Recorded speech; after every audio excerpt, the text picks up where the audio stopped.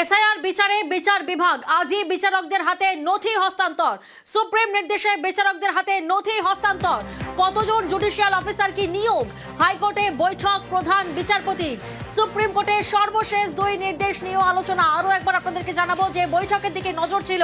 SIR বিচারে বিচার বিভাগ আজই বিচারকদের হাতে নথি হস্তান্তর।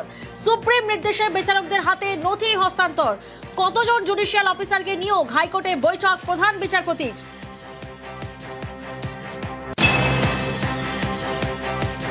সুপ্রিম কোর্টের সর্বশেষ দুই নির্দেশ নিয়েও আলোচনা হয়। সোমরাজ প্রতিনিধি আমাদের সঙ্গে রয়েছেন। সোমরাজ, এই বৈঠকের দিকেই মূলত নজর ছিল। হাইকোর্টের বৈঠক, যেখানে প্রধান বিচারপতি রয়েছেন, এই বৈঠকের নির্দেশ কি?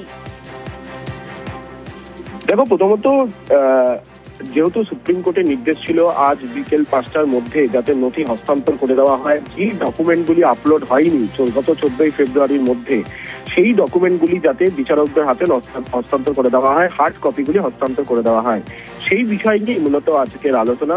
যে নথিগুলি কিভাবে হস্তান্তর করা হবে, কারণ দেখা গেছে এখনো পর্যন্ত 1,14,000-এরও বেশি ভোটারদের নথি আপলোড করা যায়নি নির্দিষ্ট সময়সীমার মধ্যে।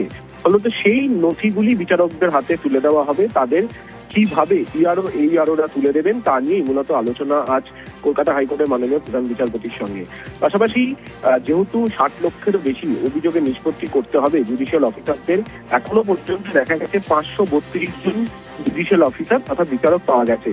সেক্ষেত্রে কমিশন চাইছে আরো সংখ্যাটা বাড়াতে। যদিও সুপ্রিম কোর্ট বলেছে যে পার্শ্ববর্তী রাজ্যগুলি থেকেও বিচারপতি বা বিচারক নিয়োগ করতে পারে কলকাতা হাইকোর্টের মাননীয় প্রধান বিচারপতি। সেখান থেকে কিভাবে গোটা বিষয়টি কার্যকরী হবে তা নিয়েও মূলত আলোচনা করা হচ্ছে বলেই কমিশন সূত্রে খবর। ইতিমধ্যেই সেই বৈঠক শুরু হয়েছে। বেশ,